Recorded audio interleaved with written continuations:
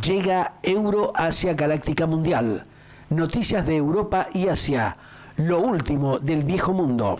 Bien, gente, vamos con este bloquecito en Galáctica Internacional con toda la información que va impactando en estas horas, temas que continúan, que no tienen freno.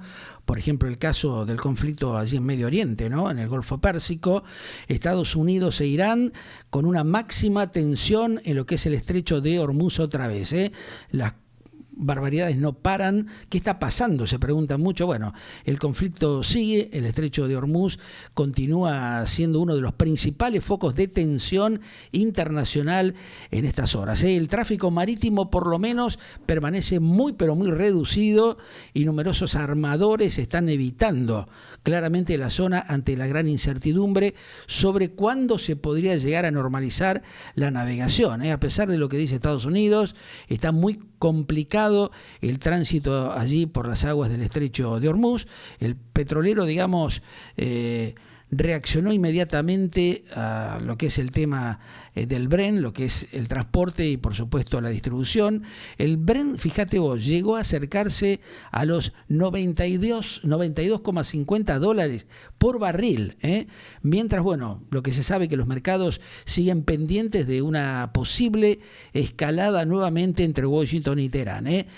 El tema bélico continúa, parece que no tiene freno, no se sabe cómo esto termina, situación muy compleja. El problema trasciende, en este caso, Estados Unidos e Irán, porque fíjate vos, el estrecho de Hormuz, como todos saben y lo venimos explicando hace unos cuantos meses aquí en Galáctica Internacional, es una de las principales rutas mundiales para lo que es el transporte de hidrocarburos.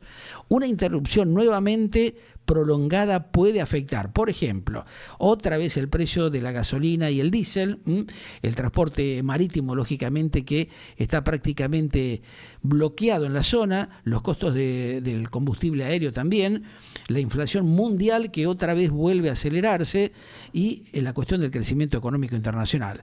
Según lo que están informando algunas agencias internacionales, el tráfico por el estrecho se ha realizado con mucha lentitud y es esto muy ralentizado considerablemente, mientras, por ejemplo, el gobierno de Teherán mantiene justamente que la vía sea bloqueada, está permanentemente día tras día cerrada, y Washington, por su lado, sostiene una posición de presión máxima, que es lo que viene haciendo Donald Trump hace varias semanas. Hay tres escenarios principales, podríamos detallar con respecto a este tema. La desescalada, por un lado, donde Estados Unidos e Irán y mediadores alcanzan un acuerdo y comienza de pronto la reapertura del estrecho, una posible crisis muy prolongada que se viene viendo. ¿Por qué? Porque los barcos continúan evitando el estrecho de Hormuz y el petróleo permanece elevado. A pesar de que hubo alguna que otra baja, los números se van para arriba. Por otro lado, tenemos la cuestión que tiene que ver con la escalada militar. Cualquier ataque contra buques o instalaciones energéticas podría, ya sabemos, provocar una tremenda nueva subida brusca del petróleo. Un temita muy delicado, vamos a ver qué pasa en las próximas horas, esto es minuto a minuto. El tema Ucrania, la segunda información internacional con un nuevo ministro de Defensa en plena guerra. El mandato justamente del actual mandatario de ese país ya culminado, no se llama elecciones, en fin, toda una cuestión que complica la situación. ¿Quién es el nuevo ministro ucraniano? Bueno, el Parlamento, te cuento, de ese país aprobó en las últimas horas el nombramiento de Yevgeny Kmara, se llama, como el nuevo ministro de Defensa. Esto se hizo con 312 votos, muy por encima de los 226 votos necesarios.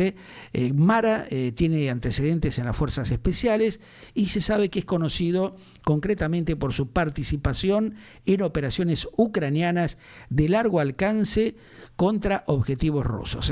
Esto ha venido pasando también concretamente en las últimas horas, donde pegaron una nueva invasión, con dron fundamentalmente. La llegada se produce justamente en este momento particularmente muy delicado para el gobierno de Volodymyr Zelensky.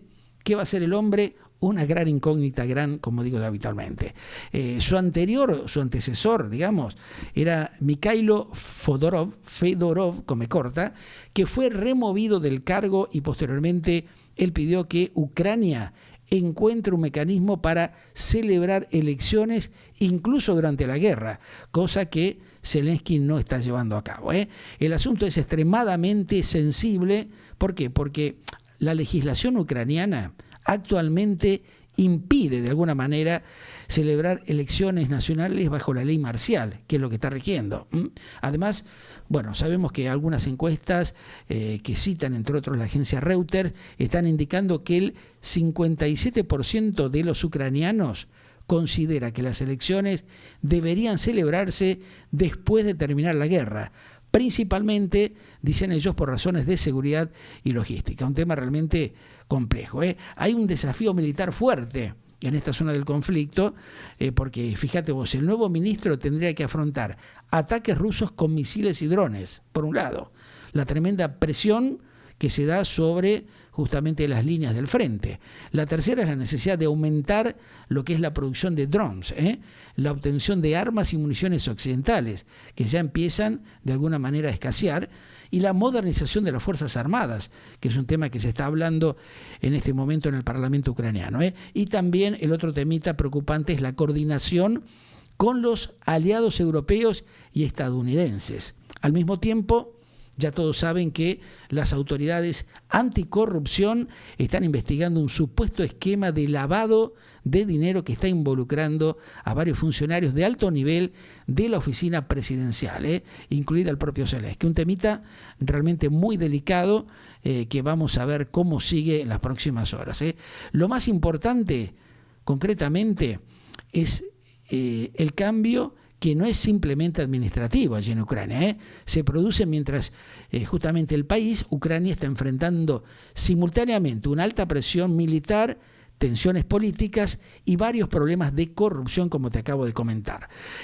Vamos a la tercera información internacional. Lógicamente se trata de Gaza, donde, fíjate, Israel abre nuevas investigaciones por la muerte de Hin Rahab y 15 trabajadores de emergencia. Concretamente, este caso está preocupando bastante porque las Fuerzas Armadas israelíes anunciaron que abrirán una investigación criminal sobre la muerte de Hin Rahab, una niña palestina de 5 años que murió en Gaza en enero del 2024. La justicia empezó a trabajar fuertemente con esta cuestión. El caso, está adquiriendo repercusión mundial porque la niña permaneció atrapada en un automóvil junto a familiares muertos y pidió ayuda telefónicamente antes de desaparecer el contacto. Días después, por lo que se conoce, fueron encontrados los cuerpos de Hin, sus familiares y 2 trabajadores de una ambulancia. Su historia posteriormente inspiró, como sabemos, la película The Voice of Hin Rahab, que obtuvo el León de Plata en Venecia y una nominación al Oscar. La segunda investigación corresponde en este caso a la muerte de 15 trabajadores de emergencia y ayuda humanitaria que eran palestinos, ocurrida en el mes de marzo del 2025. Los cuerpos, en este caso, fueron encontrados cerca de vehículos identificados como ambulancias y vehículos de asistencia. La ONU, en este caso, y organizaciones humanitarias están exigiendo explicaciones sobre esto que ha ocurrido. Israel afirma que sus fuerzas no atacan deliberadamente a civiles y sostiene que el grupo terrorista Hamas opera en zonas civiles. Por otra parte, fíjense que organizaciones también de derechos humanos han cuestionado históricamente la eficacia de lo que son las investigaciones militares israelíes y señalan que pocas terminan en acusaciones formales o condenas. Es importante en este caso distinguir entre lo que es investigación y condena. La apertura, por ejemplo, de estos procedimientos no significa que ya exista una determinación judicial de responsabilidad. Vamos a ver cómo termina esta investigación. La cuarta información internacional del día de la fecha tiene que ver con Estados Unidos y Canadá, donde hay una tregua de 3 días en lo que es la guerra comercial, la guerra tecnológica y comercial que está pegando fuerte. ¿Qué es lo que ocurrió en este caso entre Estados Unidos y Canadá. El presidente Donald Trump anunció una pausa en las últimas horas de 3 días solamente en lo que es la aplicación que había implementado de nuevos aranceles del 50% a determinados productos canadienses.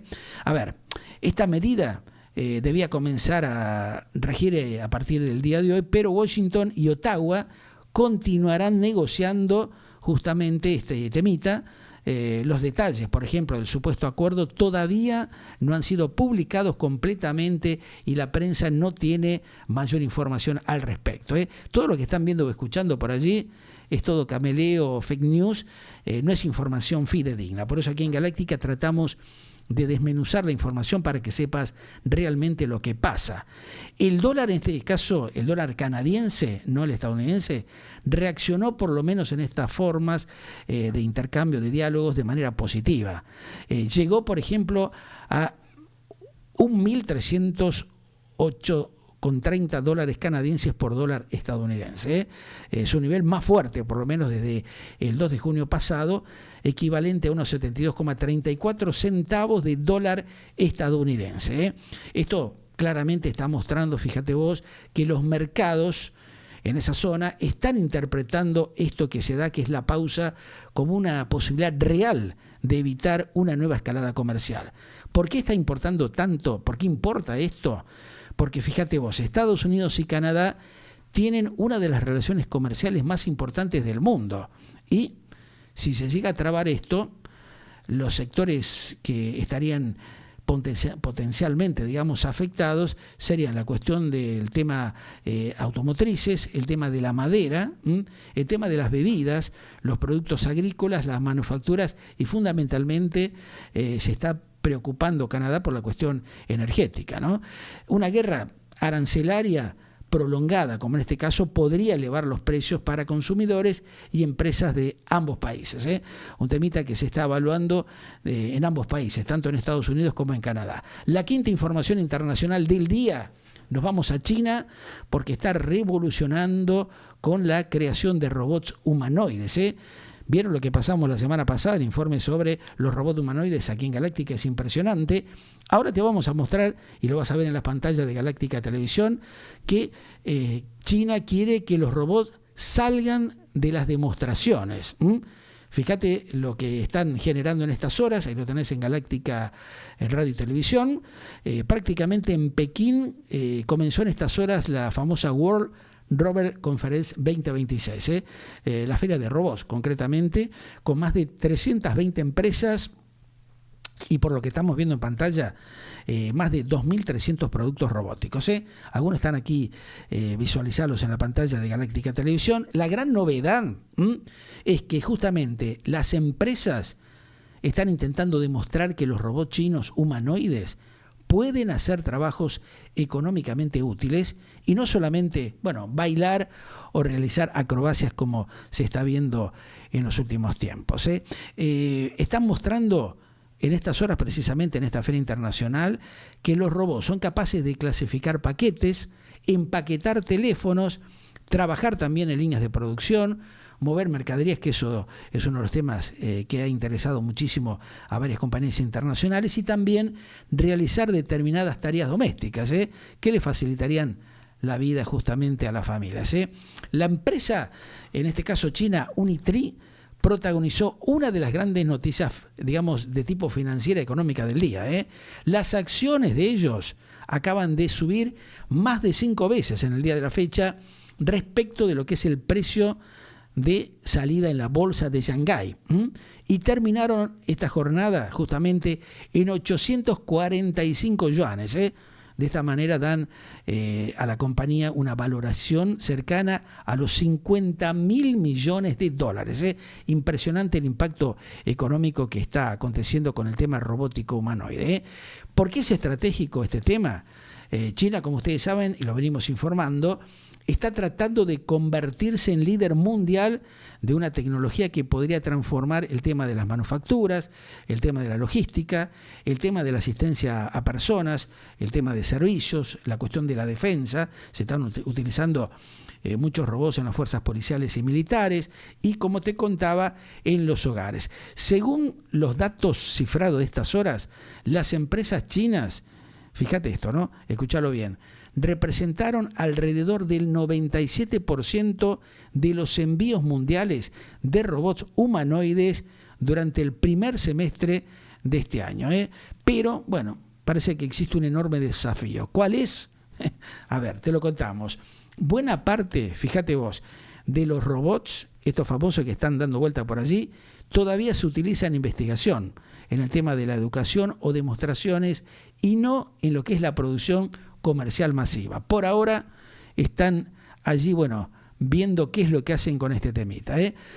5 noticias internacionales fundamentales de lo que está pasando en estas horas en el planeta Tierra. Lo compartíamos aquí con vos en Galáctica Internacional.